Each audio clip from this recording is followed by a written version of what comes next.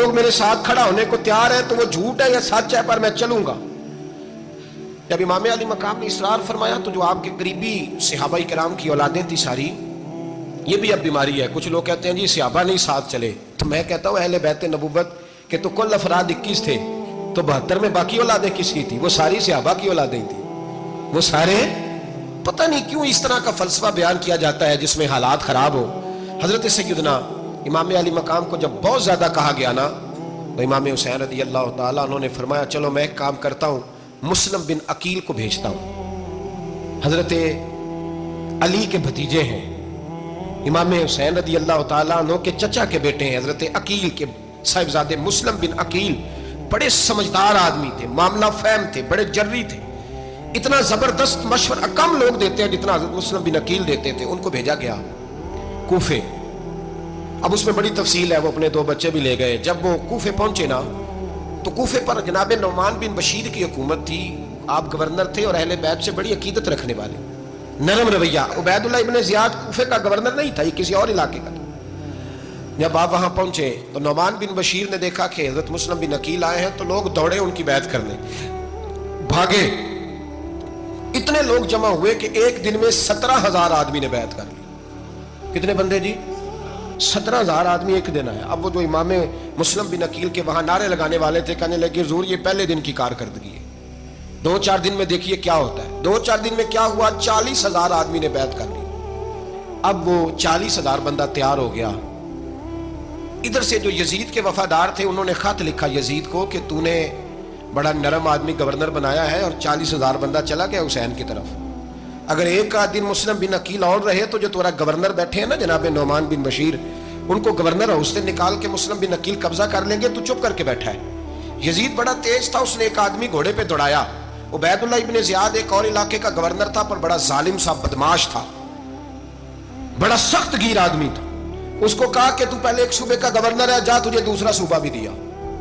اس طرح کار فوری طور پہ کوفے پہنچ اور جا کے مسلم بن عقیل کو گرفتار کر، جو آدمی ان کا ساتھ پھر بھی دے اسے قتل کر دے۔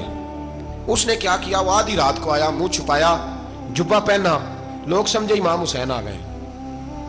بہت سارے لوگوں نے اس کے نعرے بھی لگائے۔ وہ چپکے سے داخل ہوا اندر، اور چپکے سے داخل ہو کے اس نے سب سے پہلا کام یہ کیا کہ نعمان بن بشیر رضی اللہ عنہ کو معزول کیا، کوفے کے گورنر اس پہ قبضہ کیا۔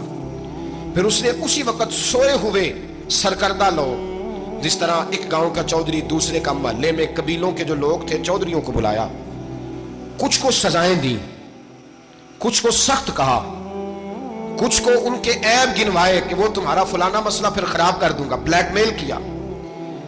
صبح ہونے تک حالات اگر تم نے میرے قابو میں نہ کیے تو یاد رکھنا بڑا مشکل ہوتا ہے حق پہ کھڑا ہونا، بڑی چیزیں لوگوں کو یاد آتی ہیں، اللہ جانتا ہے۔ پہلے کچھ ہوتا ہے، بعد میں معاملہ کچھ ہوتا ہے۔ حضرت مسلم بن عقیل کے ساتھ جس دن عبید اللہ ابن زیاد آیا 40,000 کا لشکر تھا۔ اگلے دن صبح ہوئی، اگلے دن تو یہ حال ہو گیا کہ آپ جب کوفے کی جامع مسجد میں زور کی نماز کے لیے گئے تو 5-7 ہزار آدمی نماز پڑھنے آیا، اور جب مغرب کا وقت آیا تو لوگوں نے چند ہزار لوگ رہ گئے، نماز کی نیت باندھی۔ توجہ کرنا میری بات پہ، ایک مسئلہ بھی سمجھ میں آئے گا۔ لوگوں نے نماز کی نیت باندھی تو حضرت مسلم بن عقیل امامت کر رہے ہیں، ہاتھ باندھے ہوئے ہیں، تو بہت سارے لوگوں نے پیچھے ہاتھ چھوڑ دیے۔ ایک بندے نے دوسرے سے پوچھا وہ ہاتھ کیوں نہیں باندھتے؟ کہنے لگے اگر عبید اللہ ابن زیاد کے کسی بندے نے دیکھ لیا نا تو ہم اسے کہیں گے ہم تو نماز پڑھ ہی نہیں رہے تھے، ویسے ہی کھڑے تھے، ہاتھ ہی نہیں باندھے سرے سے۔ جب نماز کی امامت باندھی تو 10-11 صفیں تھیں۔ جب مسلم بن عقیل رضی اللہ تعالیٰ عنہ نے سلام پھیرا تو پیچھے بندہ ہی کوئی نہیں تھا۔ حضرت مسلم بن عقیل کو گرفتار کیا گیا۔ عرب کا رواج تھا دشمن کو سخت سزا دیں تاکہ باعث عبرت بنے۔ بہت اونچا مینار تھا کوفے کا، گورنر ہاؤس کا، اوپر لے جا کے جناب مسلم بن عقیل کو زمین پہ گرایا گیا۔ اور جب وہ شہید ہو گئے تو شہید ہونے سے ایک رات پہلے وہ خط لکھ چکے تھے امام حسین کو کہ آپ آ جائیں، حالات بڑے اچھے ہیں۔ خط ملا تو امام حسین مکے سے کوفے کی جانب چل پڑے۔ امام علی مقام رضی اللہ تعالیٰ عنہ جب چل پڑے تشریف لا رہے تھے تو رستے میں فرزق شاعر ملا، بڑا محب اہل بیت تھا۔ رستے میں ملاقات ہوئی، اللہ اکبر۔ حضرت مسلم بن عقیل جب گرایا شہید ہو گئے تو پھر اس نے اس طرح کیا کہ آپ کی لاش کو لٹکا دیا چوک میں۔ لوگ دیکھتے تھے تو عورتیں بچوں کہتی تھی تو نے باہر نہیں نکلنا، ہم نے نہیں امام حسین کے ساتھ چلنا، بس بڑا خوف ہے، کوئی بندہ نہ باہر نکلے۔ کوئی نہیں ضرورت ہمیں، حالات بہتر ہوگی تو دیکھی جائے. آج کتنے لوگ ہیں، کتنی دیگیں پکی، کتنی نیازیں بٹی، کیا کچھ ہوا. آپ ناراض نہ ہونا، میں آپ میں سے ہوں، آپ مجھ سے ہیں، یہ بات آپ کی نہیں میری سب کی ہے. آج بھی اگر امام حسین کے نام پہ جان دینے کی باری آئے گی تو دیگیں رہ جائیں گی. ناراض تو نہیں ہو گئے آپ لوگ؟ فٹافٹ مائیں کہیں گی باہر دی جانا، بالکل پتر سانو کی لگے، سارا دن کوئی ہمارے لیے. وہ پیر صاحب تو کرتے رہتے ہیں باتیں، ان کا تو کام ہے. خبردار ہم نے نہیں جانا. دیگیں دینے کو سارے تیار ہیں، جانے دینے کو تیار ہونا. ناراض ہو گئے آپ لوگ؟ چلو کوئی نہیں، ہو جاؤ، خیر صلی اللہ ہے، بات تو ٹھیک کر رہا ہوں نا. حضرت امام حسین رضی اللہ تعالیٰ عنہ نے فرزق شاہ رستے میں ملا تو امام حسین کو کہنے لگا کہاں جا رہے ہیں؟ فرمایا میں کوفے جا رہا ہوں. کہنے لگا حضور نہ جائیے گا، لوگوں کے دل آپ کے ساتھ ہیں، تلواریں آپ کے ساتھ نہیں. سیدنا امام حسین رضی اللہ تعالیٰ عنہ کو آ کے کہا حضور وہ سارے کوفے والے مانتے ہیں کہ بات حسین کی ٹھیک ہے لیکن آپ کی سپورٹ نہیں کریں گے. اور اگلی بات فرزق نے یہ کی کہ حضور میں حضرت مسلم بن عقیل کی لاش کو لٹکی ہوئی دیکھ کے آیا ہوں کوفے کے چوک میں. بڑا ہی خوبصورت فکرہ ہے امام حسین کا. فرمانے لگے میرا بھائی لٹکا ہوا تھا، کہیں کسی کے آگے جھکا تو نہیں تھا؟ لٹکا ہی تھا نا، کہیں جھکا تو نہیں کسی کے آگے؟ کہا حضور نہیں. تو آپ فرمانے لگے اگر مسلم بن عقیل لٹک گیا تو حسین بھی لٹک جائے گا، لیکن جھکے گا. حضرت امام حسین تشریف لائے، بچوں سمیت آئے. حر بن یزید ایک شخص تھا. حر بن یزید ایک مختصر سا لشکر لے کے اس نے امام حسین کو ایک جگہ پہ روکا، پھر دوسری جگہ پہ روکا، بالآخر تیسری جگہ پہ روکا. تو امام حسین نے فرمایا جگہ کون سی ہے؟ کہا حضور کرب و بلا. فرمایا بس یہی خیمے لگا دو، یہی.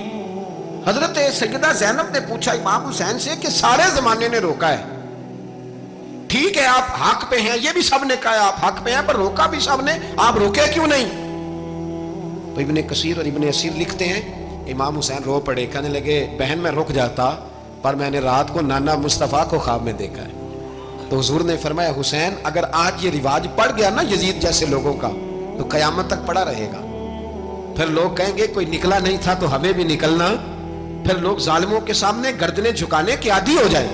میں کہتا رہتا ہوں، کہہ رہا ہوں، کربلا کی جنگ کفر اسلام کی جنگ نہیں، کفر اسلام کی جنگ نہیں کربلا کی.